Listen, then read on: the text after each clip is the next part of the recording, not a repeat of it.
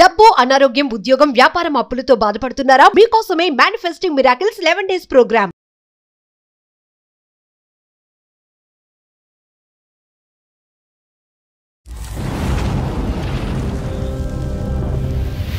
తన గురించి కొన్ని విషయాలు తెలిసాయి నాకు.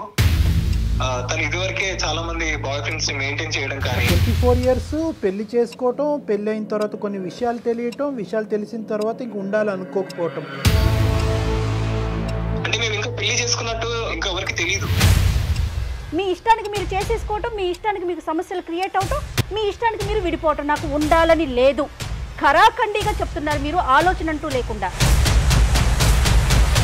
అందరినీ పెళ్లి దాకా తీసుకురాలేదు, కానీ నన్ను మాత్రం పెళ్లి దాకా తీసుకొచ్చి నన్ను పెళ్లి చేసుకుంది. మీరు కళ్ళు మూసుకుని బ్లైండ్ గా ముందుకెళ్లి పెళ్లి వరకు వెళ్ళిపోయినట్టుగా అనిపిస్తుంది. వదిలి ఉండలేకపోతున్నా అనేది బాధ ఎక్కువ ఉంది. బాగా ప్రేమ ఉన్న చోట అనుమానం కూడా ఉంటది. ఎమోషనల్ గా అయిపోయింది సార్, ఇంకా బాగా కనెక్ట్ అయిపోయింది తనకి. జస్ట్ మీ ఉన్న వాళ్ళంతా ఇట్లాగే చేస్తారని అనిందట. ఆ ఒక్క మాటకి తను పెళ్లి చేసుకున్నాడు. వెల్కమ్ టు అందమైన జీవితం. నమస్తే డాక్టర్ గారు. డాక్టర్ గారు, అందమైన జీవితం ఈ కాన్సెప్ట్తో నేను ప్రతి వీకు మీకు చెప్తూనే ఉన్నాను. ప్రతి వీడియో ముందు కూడా చాలామంది మెయిల్స్ చేస్తున్నారు వాళ్ళ సమస్యల్ని. మనం సూటిగా సుత్తి లేకుండా ఒక సమాధానాన్ని, ఒక సొల్యూషన్ అనేది సూచిస్తూ ఉన్నాము. చాలా మెయిల్స్ వచ్చేస్తూ ఉన్నాయండి. డైరెక్ట్ మనం మెయిల్లోకి వెళ్ళిపోదాం. కళ్యాణ్ గారు, నేను బ్రీఫ్గా చదివానండి. మహేష్ మహబూబ్ నగర్ నుంచి తను ఒక అమ్మాయిని ప్రేమించి పెళ్లి చేసుకున్నాడు. పెళ్ళి అయిపోయిన రెండో రోజే తను వినకూడని ఒక వార్తను విన్నాడు. సో ఆ జర్నీని నేను కంటిన్యూ చేయాలా, బ్రేక్ చేసేయాలా, ఇది అతని సమస్య. అసలు అతని మెయిల్ చూస్తే మీకు నేను ఎపిసోడ్ అయిపోయినాక మీకు ఫార్వర్డ్ చేస్తాను. ఎంత బ్రీఫ్గా రాశాడంటే ప్రతి విషయాన్ని ఒక్క అక్షరం కూడా పొల్లుపోకుండా చాలా బాగా పెట్టాడండి మెయిల్లో. మరి మాట్లాడదామా? ఒక్కసారి నెంబర్ ఇచ్చాడండి. Namaskar. Our country and the entire world are facing the challenge of COVID-19. COVID-19 is not over yet. Jab tak dawai nahi tak మనకున్న సమస్యలకు తోడు ఇదొకటి. continue regular washing of hands. మళ్ళీ ఒమిక్రాన్ అనేసి. హలో హలో, మహేష్ గారండి, అవునండి, మహేష్ ని మాట్లాడుతున్నాను. నేను సుమన్ టీవీ అందమైన జీవితం నుంచి కాల్ చేస్తున్నానండి. చెప్పండి. మహేష్ గారు, నాతో పాటుగా డాక్టర్ కళ్యాణ్ చక్రవర్తి గారు కూడా ఉన్నారు, సైక్రాటిస్ట్. మీ ప్రాబ్లమ్ని కొంచెం స్ట్రైట్గా డాక్టర్ గారికి చెప్పే ప్రయత్నం చేయండి. డాక్టర్ గారికి కాల్ ఇస్తున్నాను. చెప్పండి మహేష్ ప్లీజ్. సార్ ఏం లేదు, ఒక అమ్మాయిని పెళ్లి చేసుకున్నాను నేను. 1 month అవుతుంది సార్.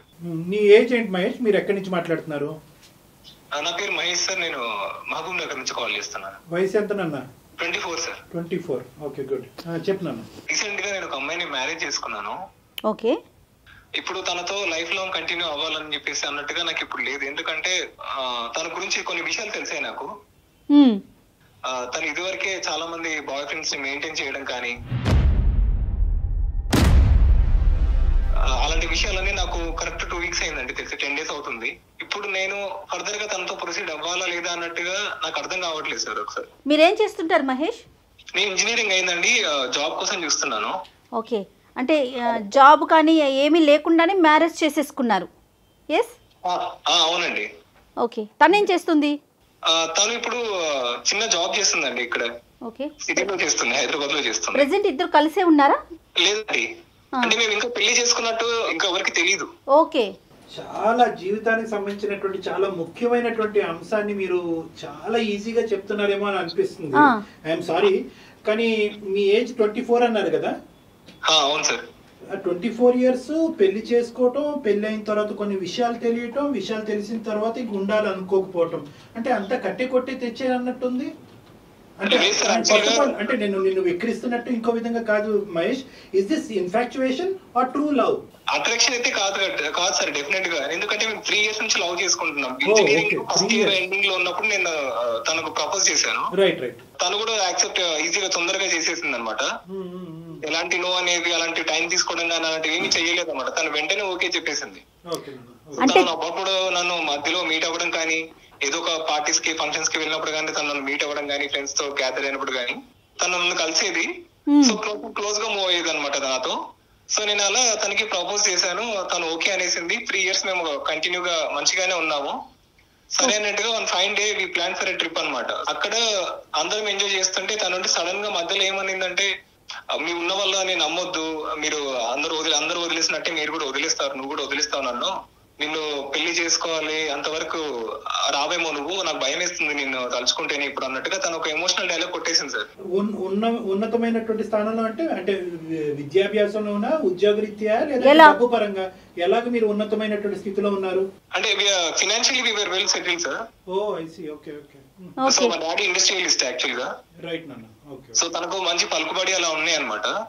అలా అనేసరికి నేను నాకు ఇంకా చాలా ఎక్కువ డీప్ ఎన్ని రోజులు ఎక్కువ ప్రేమించేశాను సార్ తనని. సో అది ఆ పాయింట్ లో నాకు అది నన్ను ఒక వీక్ పాయింట్ అని అనుకున్నాను, అనుకుందేమో అలా అనేసింది. నేను ఇంకా తట్టుకోలేక నా జెన్యూనిటీ నేను ప్రూవ్ చేసుకోవడానికి సరే ఇప్పుడే వెళ్దాం పదా అని చెప్పేసి టెంపుల్ కి తీసుకెళ్లి ఒక స్పాట్ లో తీసుకునే డెసిషన్ సార్ అది. నేను ఫస్ట్ లవ్ మహేష్? అవును సార్, నాకైతే ఫస్ట్ లవ్. అందుకే నేను ఎక్కువ పెయిన్ ఫీల్ అవుతున్నాను. అంతే తనను వద్దు అనుకున్నా కూడా అరే తను నాకు దూరం అవుతుంది కదా అనే ఒక చిన్న బాధ కూడా ఉంది సార్ నాకు. రెండు వైపులా తెలియదండి? మీ పేరెంట్స్ కి తెలీదు, వాళ్ళ పేరెంట్స్ కి తెలీదా? మా పేరెంట్స్ కి తెలియదండి, ఒక వాళ్ళ పేరెంట్స్ కి తెలుసు. ఓకే. మా పేరెంట్స్ కి ఏంటంటే మా డాడీ ముందుకే లైక్ ఇండస్ట్రియలిస్ట్, తనకి చాలా పలుకుబడి ఉంటుంది. వాళ్ళు ఏంటంటే కొంచెం హార్ష్ గా క్రూయల్ గా ఉండే థాట్స్ వాళ్ళకి అలా ఉంటుంటాయి అనమాట. వాళ్ళు కొంచెం హైఫై గా బతుకుతారు. నేను నార్మల్ లైఫ్ లీడ్ చేస్తుంటాను. నేను కొంచెం ఇంట్రోవర్ట్ అనమాట. ఓకే. వాళ్ళు అలా ఉంటారు. ఇప్పుడు నేను వెళ్ళి చెప్పినా కూడా వాళ్ళు స్టేటస్ చూసుకోను, ఒక క్యాస్ట్ చూసుకోను, ఏదో ఒక రకంగా తనని రిజెక్ట్ చేస్తారు అని చెప్పేసి కూడా నాకు ఒక రకంగా భయం ఉండింది. సో అలా పెళ్లి చేసుకున్న తర్వాత పార్టీ పెట్టండి అని చెప్పేసి అందరూ రిక్వెస్ట్ చేశారు అనమాట ఫ్రెండ్స్ నాకు. సో పార్టీ అరేంజ్ చేయమని చెప్పేసి పార్టీ అరేంజ్ చేస్తే తను వేరే బ్రాంచ్ అనమాట యాక్చువల్ గా కాలేజ్ లో. సో వేరే బ్రాంచ్ కాబట్టి వాళ్ళ బ్రాంచ్ ఫ్రెండ్స్ కూడా వచ్చారనమాట పార్టీకి. సో అలా పార్టీలో వాళ్ళందరూ ఉండి అలా ఎలా చేసుకున్నారు పెళ్లి అమ్మాయిని, అంత గుడ్డిగా మోసపోయావు నువ్వు అని చెప్పేసి అన్నారు. మీరు అబద్ధాలు చెప్తున్నాను అనే అలా అనేసరికి వాళ్ళు ఇంకొక అతనికి ఫోన్ చేసి మీ ముందే నా ముందే కాల్ ఇలా స్పీకర్ ఆన్ చేసి పెడితే పిచ్చి బూతులు తిడుతున్నాడు సార్ తను. నేను అది నేను నాకు ఇంకా సహించలేకపోతున్నాను ఆ కోపాన్ని, నాకు ఆ టైంకి వచ్చిన కోపాన్ని. ఫస్ట్ కోపం వచ్చింది సరే అని వాళ్ళు ప్రూఫ్స్ తో సహా ఇంతవరకు తను 2-3 లవ్ లో ఉండి డేటింగ్ అన్ని అయిపోయామన్న తంది. అందరినీ పెళ్లి దాకా తీసుకురాలేదు, కానీ నన్ను మాత్రం పెళ్లి దాకా తీసుకొచ్చి నన్ను పెళ్లి చేసుకుంది. ఇప్పుడు జీవితానికి సంబంధించినటువంటి ఒక పెద్ద నిర్ణయం ఆల్రెడీ తీసేసుకున్నారు. ఆ నిర్ణయానికి మించినటువంటి ఇంకా పెద్ద నిర్ణయం ఇప్పుడు తీసుకోబోతున్నారు. ఇప్పటికైనా కూడా ఆ అమ్మాయి ఫేస్ టు ఫేస్ కూర్చుని ఏంటి ఇలా వినిపించినవి నిజాలా అబద్ధాలా, నిజాలైనా నాకు ఓకే, అబద్ధాలైనా నాకు ఓకే అనేటటువంటి ఒక కంఫర్ట్ జోన్ లోకి తను తీసుకెళ్లి అడగవలసినటువంటి అవసరం అయితే ఉందిగా? సార్ ఉంది, కానీ ఏంటంటే మాట్లాడితే తను మళ్ళీ ఎక్కడ దూరం అయిపోతుందో అన్నట్టుగా అనిపిస్తుంది సార్. తను నాకు కావాలి అనే ఒక పాయింట్ లో ఉంది.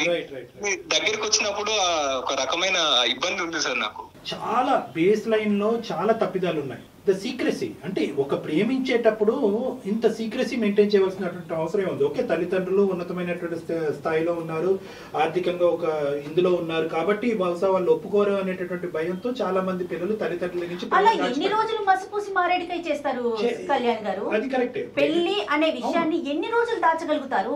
అది చాలా మంది ఏంటంటే అమ్మాయిలైనా అబ్బాయిలైనా ఆ చివరి నిమిషం వరకు తీసుకెళ్లి ఆ తల్లిదండ్రులకు ఒక బ్రేకింగ్ న్యూస్ చెప్తా ఉంటారు. అప్పుడు తల్లిదండ్రులు విపరీతమైనటువంటి ఒత్తిడి పెడతా ఉంటారు. ఇటువైపు అబ్బాయినైనా కానీ ఇటువైపు అమ్మాయినైనా వదిలేస్తారు. సో ఇప్పుడు నేను చెప్పేది ఏంటంటే మహేష్, కొన్ని కీలకమైనటువంటి తప్పిదాలు ఉన్నాయి ఇక్కడ. ఒకటి, ఒక ప్రేమించేటప్పుడు ఇంత సీక్రెసీ మెయింటైన్ చేయవలసినటువంటి అవసరం లేదు. ఇక్కడ ఏంటంటే మీ తల్లిదండ్రులను సీక్రెట్ గా మెయింటైన్ చేశారు, ఎంత కాదనుకున్నా కూడా మీ స్నేహితుల దగ్గర నుంచి కూడా మీరు సీక్రెసీ మెయింటైన్ చేశారు. కాబట్టి ఈ తర్వాత పార్టీలో పరిచయం అయినటువంటి వాళ్ళందరూ కూడా అమ్మాయి ఇలాంటిదిరా అలాంటిదిరా అని చెప్పారు. అంటే ఇప్పటికీ కూడా నేను అనుకునేది ఏంటంటే, అంటే నేను ఎప్పుడు ఆప్టమిస్టిక్ థింకర్, నాలాగా మీరు ఉండాలని నేను అనుకోవట్లేదు. నేనేమంటానంటే బహుశా ఈ ఫ్రెండ్స్ అందరూ కూడా అబద్ధాలు చెప్తున్నారేమో అనేది ఆ కోణంలో ఎప్పుడైనా ఆలోచించారా మీరు మహేష్? నేను ఫస్ట్ నమ్మలేదు సార్, నేను చెప్తున్నాను కదా, నాకు చాలా కోపం వచ్చేసింది ఫస్ట్ లో. కానీ తర్వాత వాళ్ళు కలిసి దిగిన ఫోటోస్, వాళ్ళు ఎంజాయ్ చేసిన విషయాలు కూడా నాకు చెప్పిన తర్వాత చాలా బాధ చేసింది సార్ ఆ టైంలో, ఆ మూమెంట్ లో. మహేష్, ఇక్కడ ఇంకొక విషయం మహేష్, ఒకటి ఆలోచించండి. ఒక వ్యక్తి మీద జలస్ అనేది క్రియేట్ అయితే దాన్ని మనం ఏ లెవెల్కైనా తీసుకెళ్లొచ్చు. ఇప్పుడు టెక్నాలజీ విపరీతంగా పెరిగిపోయింది. ఒక్కసారి ఆ వైపు నుంచి ఆలోచించండి మీరు. తను వేరే ఏమంటారు, కొన్నిసార్లు నాకు అనుమానం వచ్చినా కూడా నేను పట్టించుకోలేదని కూడా చెప్పాను కదా. సో ఆ అనుమానానికి అప్పుడు నేను అనుమానించకపోవడానికి ఇప్పుడు వీళ్ళు చెప్పిన దానికి ఎక్కడో కనెక్ట్ అయినట్టుగా నాకు అనిపించినాయండి. సో తన ఫ్రీక్వెంట్ గా మళ్ళీ చేయడం అనేది నాకు అక్కడ కనెక్ట్ అయిపోయింది అనమాట. నేను అక్కడ బలంగా నమ్మాలి అన్నట్టుగా అయిపోయింది. సింపుల్ గా చెప్పాలి అంటే కనుక ఒక ఉడికెత్తేటటువంటి రక్తం అంటారు, ఏదో అంటారు చూడండి, ఆ ఎనర్జీ మీలో కనిపించింది. అంటే ఆ ఇంపల్సివిటీ కనిపించింది, ఆ తొందరపాటుతనం కనిపించింది.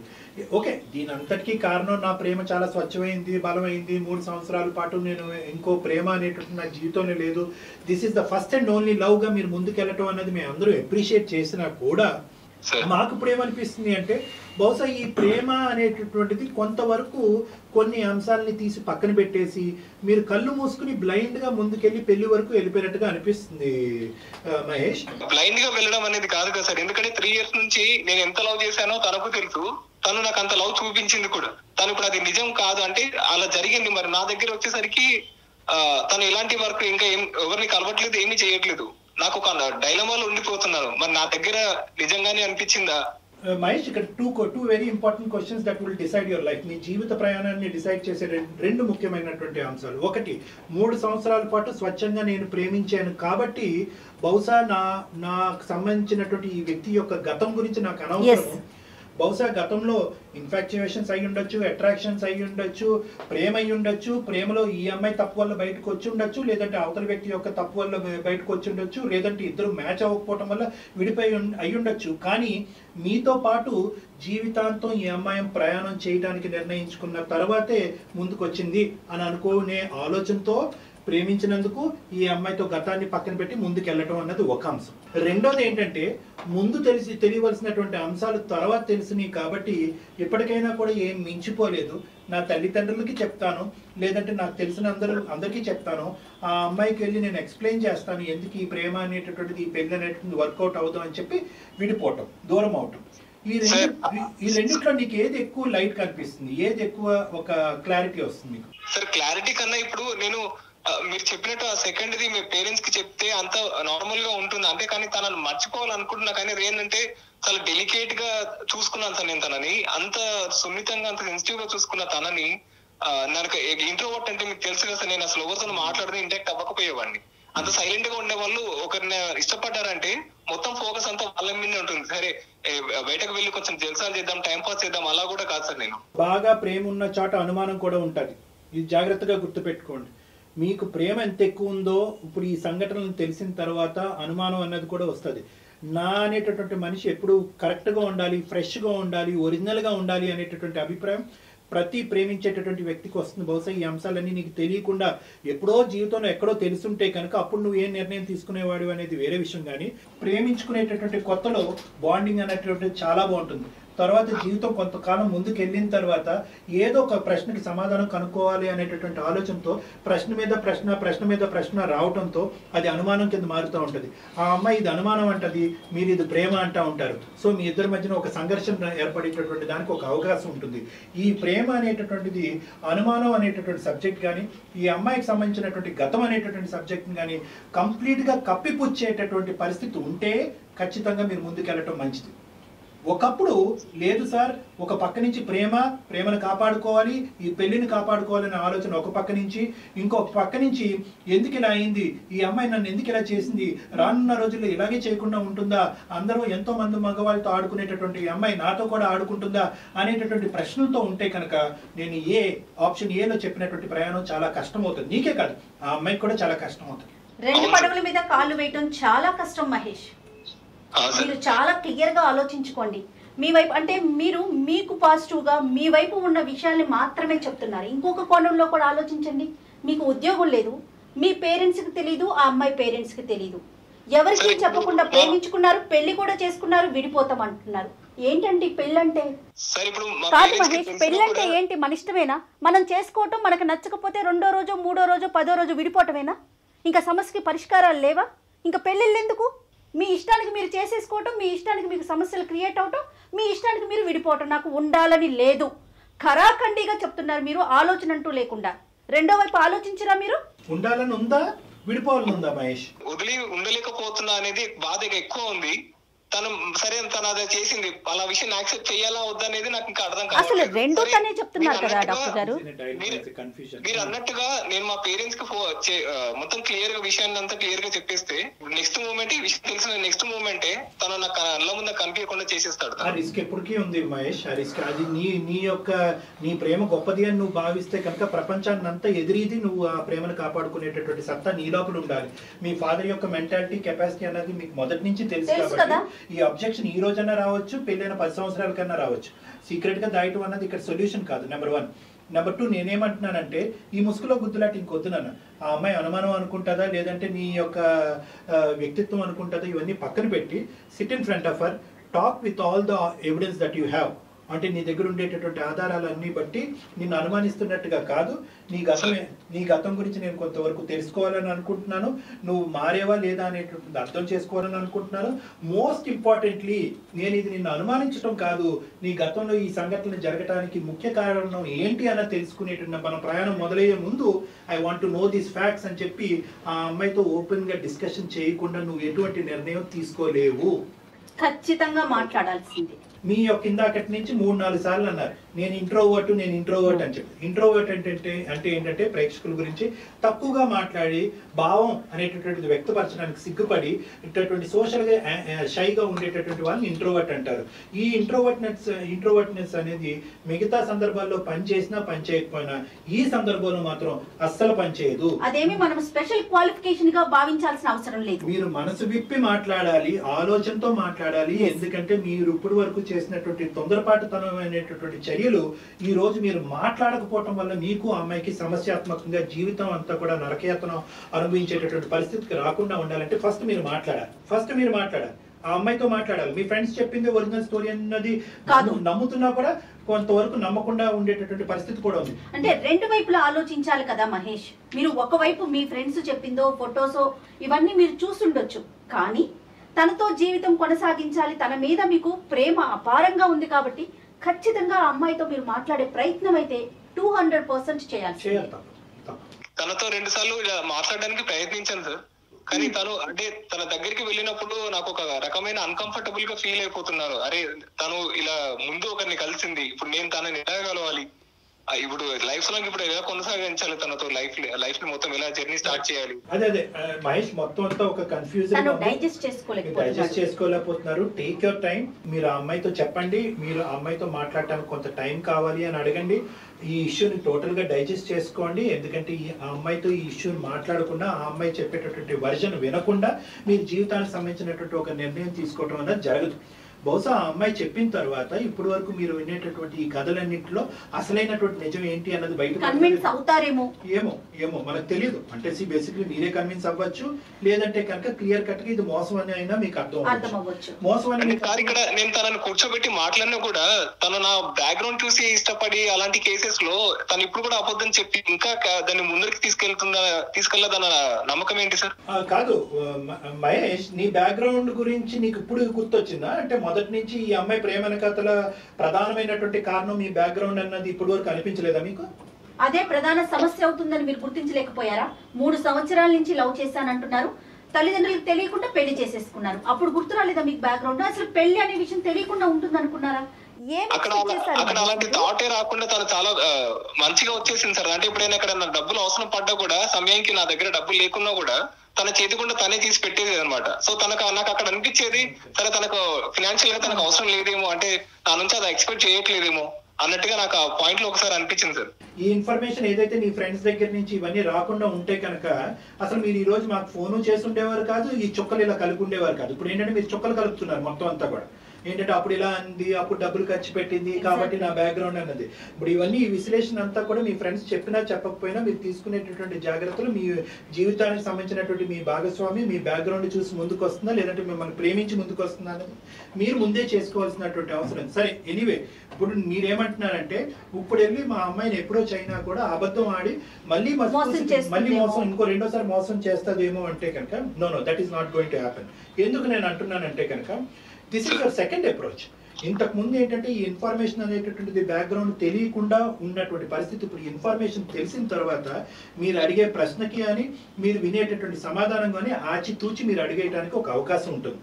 ఎందుకంటే కనుక ఇంతకు ముందు ఆ అమ్మాయి మాట్లాడినటువంటి తీరు పద్ధతి, ఇప్పుడు మీరు సూటుగా అడిగేటటువంటి ప్రశ్నకి ఆ అమ్మాయి తీరు పద్ధతికి చాలా డిఫరెన్స్ ఉంటుంది. అన్లెస్ అండ్ అంటిల్ ఆ అమ్మాయి చాలా మ్యానిపులేటివ్, చాలా ఈ మాట అనొచ్చు అనకూడదు, కిలాడి అంటే ఇలా మోసపూరితంగా మ్యానిపులేట్ చేస్తూ పక్కదో పట్టిస్తూ కన్నింగ్గా చాలా మంది మగాల్ని మోసం చేసే వ్యక్తిత్వం ఉంటే కనుక బహుశా ఈసారి కూడా మళ్ళీ మీ కళ్ళకు గంతలు కట్టి మళ్ళీ ముందుకెళ్ళేటటువంటి అవకాశం ఉంది. ఒకప్పుడు మీకు పదే అనుమానం వస్తే, నా మాట జాగ్రత్తగా వినండి మహేష్, ఒకప్పుడు మీరు పదే అనుమానం కలుగుతూ ఉంటే మీ మనసులో నిద్ర లేనటువంటి రాత్రులు ఉంటే కనుక ఈ అమ్మాయి ఎందుకు ఇలా చేసింది అని హాంటింగ్ ఉంటే కనుక దానికంటే పెద్ద ప్రశ్న ఏంటి, రానున్న రోజుల్లో కూడా ఈ అమ్మాయి వ్యక్తిత్వం మారకుండా ఇలాగే కంటిన్యూ అవుతుంది అనే బలమైన ఆలోచన మీకు కలిగితే కనుక please it is never too late. మీ అమ్మాయికి చెప్పండి, పెద్దలకి చెప్పండి, పెళ్లి జరిగినటువంటి పరిస్థితులు చెప్పండి, అందరూ కూడా ఒక సానుకూలమైనటువంటి వాతావరణంలో దూరం అవడానికే ప్రయత్నం చేయండి.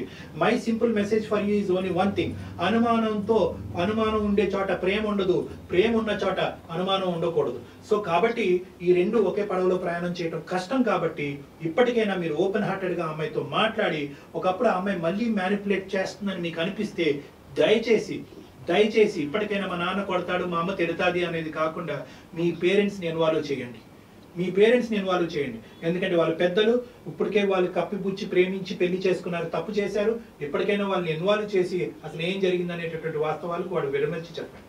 అంటే వాళ్ళు తీసుకునే డెసిషన్స్ ఇట్లా ఉంటే మళ్ళీ నేను ఎక్కడ సఫర్ అవ్వాల్సి వస్తుందో తను ఎందుకు బాధపడాలి, మళ్ళీ వాళ్ళ పేరెంట్స్ కూడా బాధపడతారు కదా అన్న ఉద్దేశంలో నేను వాళ్ళకి చెప్పకుండా ఆగిపోయాను సార్ ఇంట్లో వాళ్ళకి. అంటే అలా కాదు, బేసికలీ మీరు ఒక చాలా సింపుల్ కాన్సెప్ట్ ని చాలా కాంప్లికేటెడ్ కాన్సెప్ట్ తో మిక్స్ చేసేస్తున్నారు. ఇక్కడ జీవితం మీరే ఊహించేసుకుంటున్నారు, ఏదో జరుగుతుందని ముందుగానే మీరే ఊహించేసుకుంటున్నారు. అది ప్లస్ అయినా మైనస్ అయినా ఇది జీవితానికి సంబంధించినటువంటి నిర్ణయంలో మీ యొక్క అనుభవము, మీ యొక్క వయస్సు, మీరు ప్రేమించిన 3 సంవత్సరాలు సరిపోదు అని మేము చెప్తున్నాం Mahesh. Get this point very straight in your head. You need help. మీతో పాటు ప్రయాణం చేసి మీ గురించి ఆలోచించి మిమ్మల్ని బాధ్యతాయుతంగా ఇక్కడి వరకు పెంచినటువంటి మీ పెద్దవాళ్ళ యొక్క సహాయ సహకారాలు మీకు కావాలి. And you have to talk to this girl open heartedly. ఈ అమ్మాయితో ఓపెన్ హార్టెడ్ గా మాట్లాడి మీ మనసులో ఉన్న భావాన్ని చెప్పి వర్కౌట్ అవుతుందో లేదో ఆలోచించుకుని తల్లిదండ్రులని ఇన్వాల్వ్ చేసి ముందుకెళ్లాలా, ఇక్కడతో ఆగిపోవాలా అన్నది డిసైడ్ చేసుకోండి. అది మీ పేరెంట్స్ తో కలిసి మాత్రమే, మీరు సింగిల్ గా తీసుకునే డెసిషన్ కాదు. ఎట్టి పరిస్థితుల్లో వాళ్ళ పేరెంట్స్ ఇద్దరు ఇన్వాల్వ్ అవ్వాలి. సార్ తప్పకుండా మీరు చెప్పినట్టు ప్రయత్నిస్తా సార్. ఒకసారి ఒక అటెంప్ట్ అయితే నేను చేస్తాను. ఆ తర్వాత మరి డెసిషన్స్ అవి ఎలా జరుగుతాయని చెప్పేసి అయితే క్లారిటీ లేదు. ప్రయత్నం చేయండి సార్, ముందు ప్రయత్నం అయితే చేయండి సార్. డెఫినెట్ గా ప్రయత్నిస్తాను. ఓకే మహేష్. ఇంకా ఏమైనా డౌట్స్ ఉంటే మనకి ఈమెయిల్ చేయండి అన్న. సార్ తర్వాత ఏమైనా విషయాలు జరిగినా కూడా మీకు మళ్ళీ ఒకసారి కావాలన్నా మెయిల్ అనేది చేస్తాను sir. Definitely. Thank you Mahesh. కానీ కళ్యాణ్ గారు, కాలర్స్ చూడండి, ఈ మహేష్ అనే తీసుకుందాము. యూత్ అసలు ఎలా ఆలోచిస్తున్నారండి, జీవితానికి సంబంధించి తీసుకునే నిర్ణయాన్ని క్షణాల్లో తీసుకుంటున్నారు. అది మంచైనా చెడైనా తీసుకెళ్ళిపోవటం, పెళ్లి చేసుకోవటం, అదొక హీరోయిజం లాగా ఫీల్ అవుతున్నారు. అతను చూడండి, జస్ట్ మీ ఉన్న వాళ్ళంతా ఇట్లాగే చేస్తారని అనిందట. ఆ ఒక్క మాటకి తను పెళ్లి చేసుకున్నాడు. పోనీ కట్టుబడి ఉన్నాడా? 1,00,000 కారణాలు వెంటనే అంతే స్పీడ్గా దాన్ని విత్డ్రా చేసుకోవడానికి రెడీగా ఉన్నారు. అది ఒకటేనమ్మా. సో యూత్ పడేటటువంటి తొందరపాటుతనం అనేది ఈ కాల్ ద్వారా మన సమాజానికి అందించే ఒక మెసేజ్. రెండోది ఏంటంటే అక్కడ ఆ భావం చూడండి. అంటే తల్లిదండ్రులు ఎప్పుడు కూడా నన్ను ఒక స్థాయిలో ఉంచాలి అని అనుకున్నారు, నేను దానికంటే తక్కువ స్థాయిలో ఉన్నాను. ఎక్కడ ఈ అమ్మాయి అనేటటువంటి మాటని వాళ్ళ తల్లిదండ్రులు నిజం చేస్తారనే భయం కూడా ఈ అబ్బాయిలో ఉంది. సో ఇక్కడ తల్లిదండ్రులకు కూడా ఒక మెసేజ్ అంటే ఏంటంటే, పిల్లలు మనసును అర్థం చేసుకుని పెళ్ళిళ్ళు జరిపించండి. ప్రేమ అనేటటువంటిది ఒక పిచ్చితనం కాదు, ప్రేమ అనేటటువంటిది ఒక గొప్ప అనుభవము. ఆ అనుభవం అనుభవించేటటువంటి వాళ్ళ స్థానంలో నిలబడి, మీ పిల్లల స్థానంలో నిలబడి ఆలోచించండి అనేది కూడా ఇక్కడ మనం ఇవ్వాల్సినటువంటి మెసేజ్ అమ్మ. ఎందుకంటే ఈ అబ్బాయి చూస్తే కనుక 3 years లవ్ దాచాడు, ఇప్పుడు మ్యారేజ్ దాస్తున్నాడు, ఇప్పుడు విడిపోవటాన్ని కూడా దాచిపెట్టేటటువంటి ప్రయత్నం చేస్తాడు. అలాగే జరిగిపోవాలని కోరుకుంటున్నాడు తన మాటలను బట్టి. అసలు ఏమీ జరగలేదు, మొత్తం తూచి అని సమాజానికి తెలియాలని కోరుకుంటున్నాడు. అంటే పెళ్లికి ఉన్న విలువని ఎంత తగ్గించేస్తున్నారా అనిపించేస్తుంది. అంటే ఏంటంటే ప్రేమని చాలా మంది అమ్మాయిలు యువకులు మన దగ్గరకు వచ్చేటటువంటి వాళ్ళు ప్రేమ గురించి చాలా గొప్పగా మాట్లాడుతూ ఉంటారు. నిజమైనటువంటి ప్రేమ, అందులో ఎటువంటి డౌట్ లేదు. కానీ ఆ నెక్స్ట్ స్టెప్ కి వెళ్ళేటప్పుడు, అంటే పెళ్లి అనేటటువంటి స్టెప్ కి వెళ్ళేటప్పుడు అక్కడ కన్సిస్టెన్సీ ఉండదమ్మా. చాలా మంది ప్రేమించుకుని విడిపోయి నేను మాసిపోయిన ఐ గాట్ ఏ బ్రేకప్ అని అంటూ ఉంటారు. ఈ బ్రేకప్లు ఎందుకు అవుతున్నారు అంటే కనుక ప్రేమ అనేటటువంటిది ఎంత నిజమో ఆ ప్రేమను ముందుకు తీసుకెళ్లి పెళ్లి వరకు తీసుకెళ్లగలిగేటటువంటి ఆలోచన శైలి ఆ యొక్క అంటే ఆ పేరెంట్స్ కానీ అందరినీ ఇన్వాల్వ్ చేసి అందరినీ కన్విన్స్ చేయగలిగేటటువంటి కెపాసిటీ కూడా ప్రేమించేటటువంటి యువకులకు ఉండటం అన్నది చాలా ముఖ్యమైనటువంటి అంశం. మంచి పాయింట్ చెప్పారు డాక్టర్ గారు. నమస్తే. నమస్తే. మళ్ళీ